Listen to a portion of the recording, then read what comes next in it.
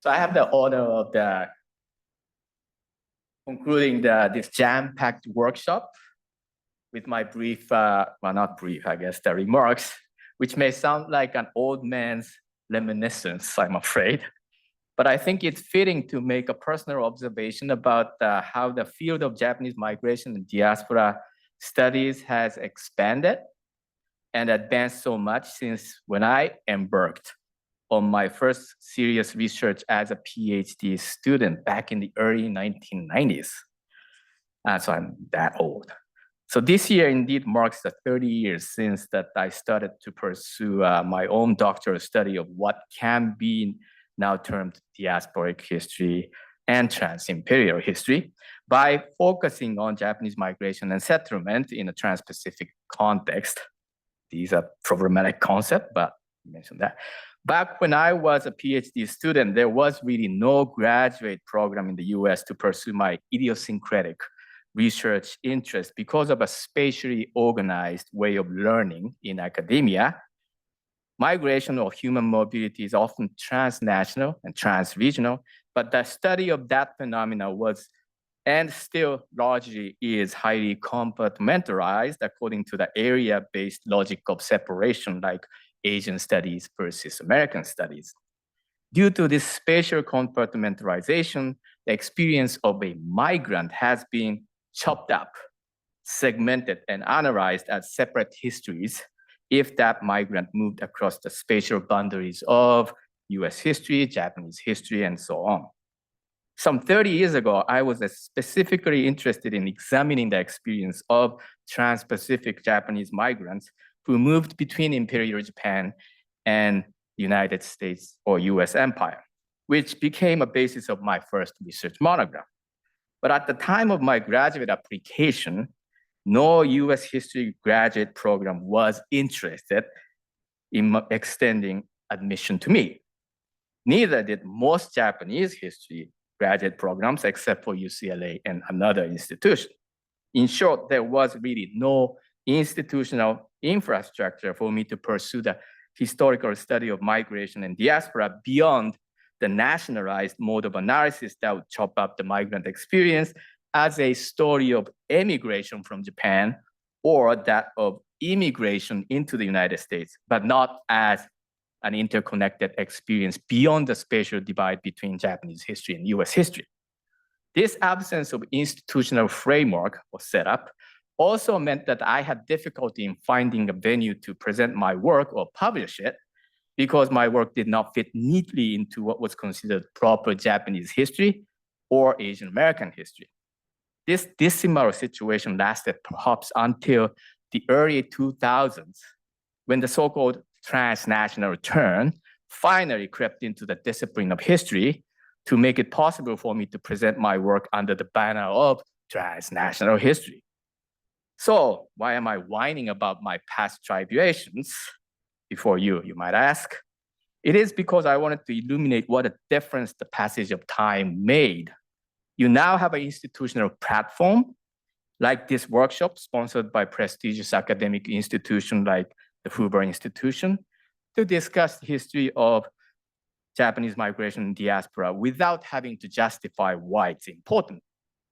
Given the diverse places you're from, diverse topics and methodologies you employ, and the sheer volume of applications we went over to select you for this workshop, I can confidently say that your cohort of scholars are growing, and that means that the field is also growing and has grown exponentially since 30 years ago, for sure.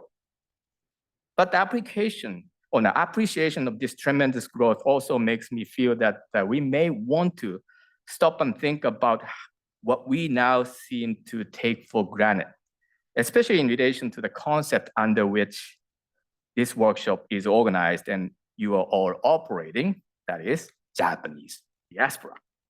This phrase has been so normalized that now we do not really interrogate what these words mean.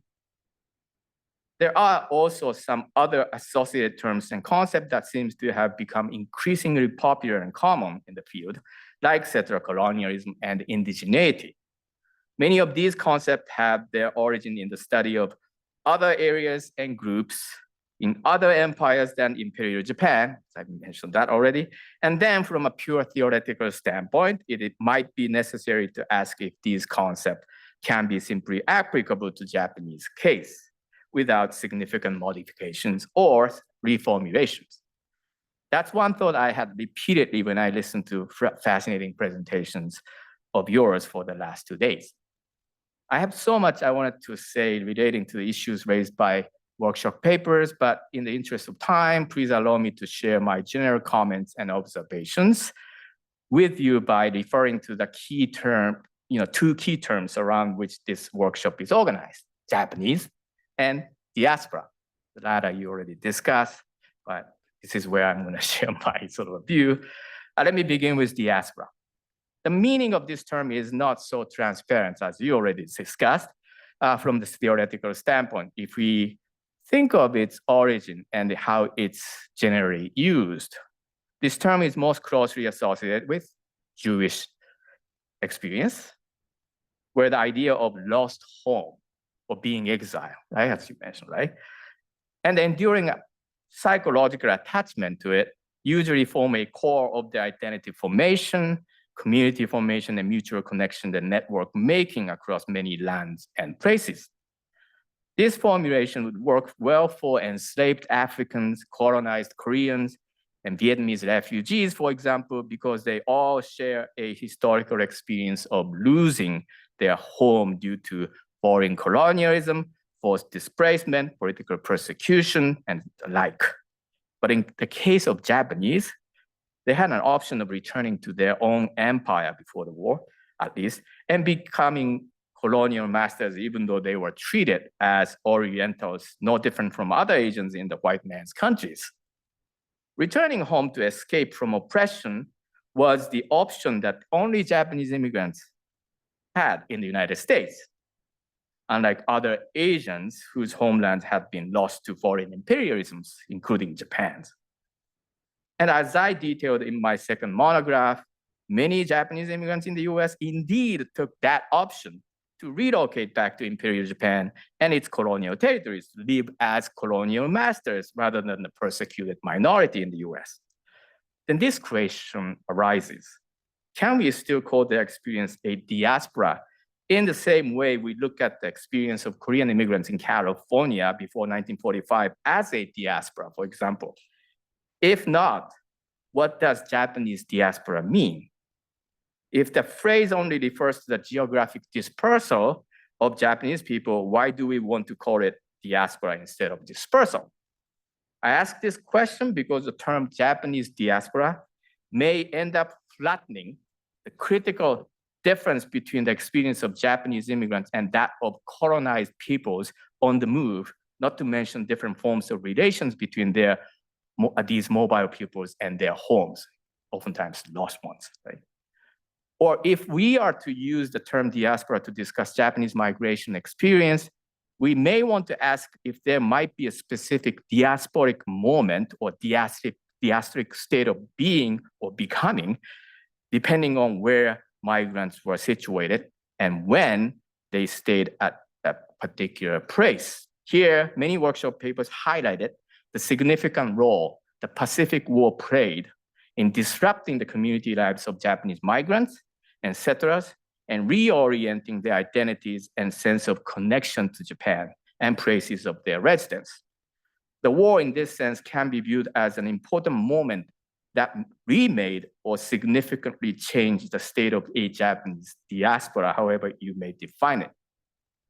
Workshop papers also suggested strong regional diversities within the Japanese diaspora.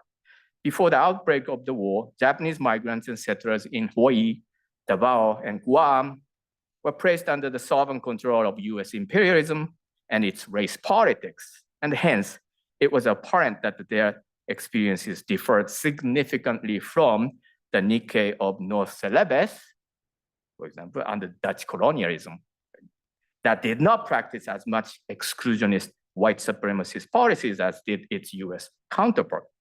But even within the US empire, the treatment of Japanese immigrants by a local regime was not the same between the incorporated territory of Hawaii and the unincorporated territories of the Philippines and Guam, where the method of governance was also split between civilian-based and military-dominated.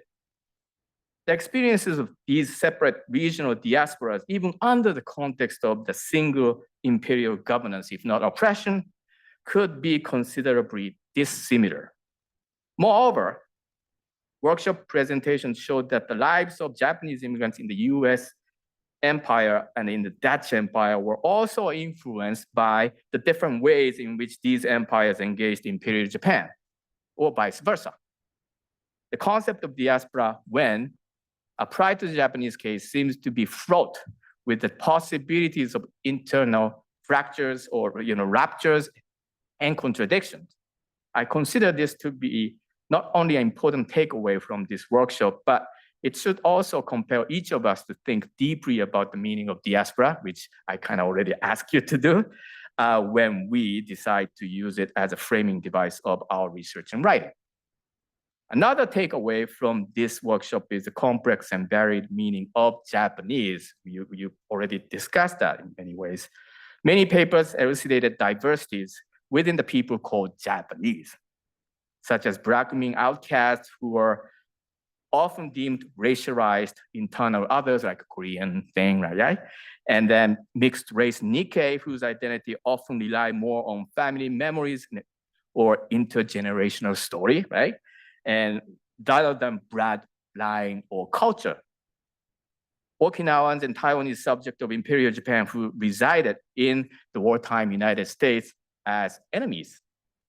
Having the last group in discussion of this workshop, or having the last group, like Okinawans and Taiwanese subject of Imperial Japan, in the discussion of this workshop is particularly significant because examining the experience of colonized Taiwanese, for example, in relation to the categories of Japanese or Japanese American, raised many intriguing questions that we rarely thought about. Taiwanese were Japanese in terms of their legal standing under Imperial Japan's sovereign control. Under the clutches of race-based US immigration legislation, however, Taiwanese were often, but not always, as Ethan mentioned, seen and treated as Chinese and placed under the Chinese Exclusion Act and its associated legislation and public policies. So the inclusion of Japan's Taiwanese subject into the category of overseas Japanese or Japanese American posed a critical question of what constitutes Japaneseness or Taiwaneseness in a diaspora context, the meaning of which fractured and mutated between the different imperial regimes and their legal and political, cultural, or ideological systems. When we engage in the study of migration and diaspora history, we cannot simply take for granted what Japanese means. In relation to the question of the complex meaning of Japaneseness and Taiwaneseness, or even whiteness for that matter, I would like to add another observation about the advantage of studying migration and diaspora. The hegemonic meanings of these categories, like Japanese or label, like Japanese or Taiwanese, are usually prescribed and imposed by a state or empire or their hegemonic ideologies, right? And then usually these categories are examined within the single nation or single empire frame of interpretation. But the gray areas and nuances of their meanings that some of the workshop papers elucidated resulted from the gaps and contradictions of the orthodox definitions reified and propagated by the different, often rival states and empires, particularly Imperial Japan and the United States. This underscores that a sophisticated analysis of the key national, racial, and ethnic categories like being Japanese or being Taiwanese not only requires transnational or trans-imperial perspective, but I also say that the study of trans-border migration or diaspora can make such an analysis possible, because the migrant moves across the boundaries of the conflicting sovereign powers and nationalist ideologies that construct and impose the orthodox definitions of those categories. So when we embark on the migration research, we may want to keep in mind and take advantage of possibility for such a transnational or trans-imperial analysis. At the same time, workshop papers also illuminate the importance of individual agency in defining the meaning of these categories, despite the overwhelming power of the state or empire. Those Taiwanese in the wartime United States or the post-war no syllabus Nikkei in ORI certainly had their own ideas of who they were, while Black women in the US incarceration camps also practiced their agency by hiding a real identity. Either way, they were all acting on their own terms in response to the hegemonic categories associated with and imposed by nation states and empires, like the concept of being Japanese.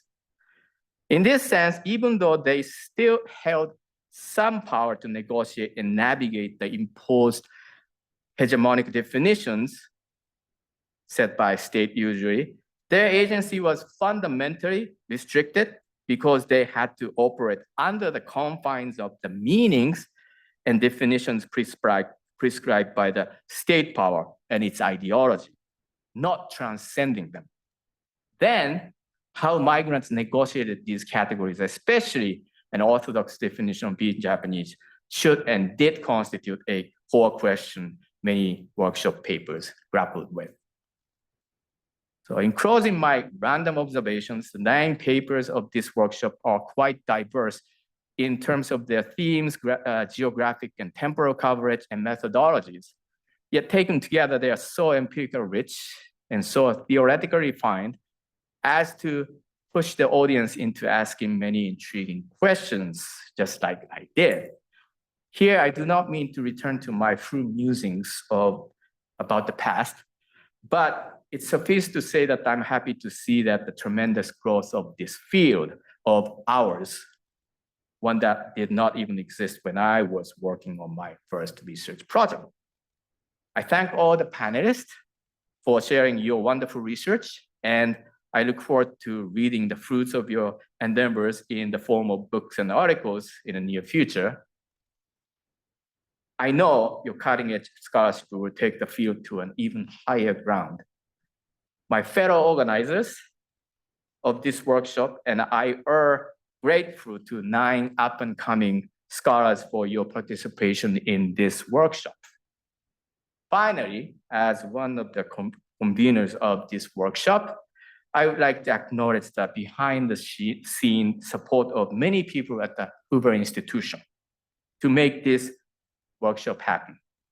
Dr. Ueda and I thank Dr. Eric Waking, Director of the Hoover Institution, Mariner Loring, Executive Assistant to Dr. Waking, Hiromi Okazawa, Library Specialist there, Hilary Weisfeld, Event Coordinator, Marisa Rear, Exhibit Team and the Web Coordinator, Chris Marino, Public Service Director, David Sun and Erica Villalobos of the Reading Room, Rhea Taylor, librarian, and Sarah Casson, archivist. On the Japanese Association for Migration Studies side, Dr. Yu Tokunaga of Kyoto University and Facundo Garasino of Osaka University played an important role in the planning of this international workshop. And of course, our sincere gratitude also goes to Dr. Mireko Ikari, keynote speaker and discussant, and 2 other discussants, Dr. Yoko Tsukuda and Dr. Toyotomi Morimoto and Aris-san for sharing their insights. Now, this really concludes my concluding remarks. So thank you all again for your hard work and contribution to this successful workshop. Thank you.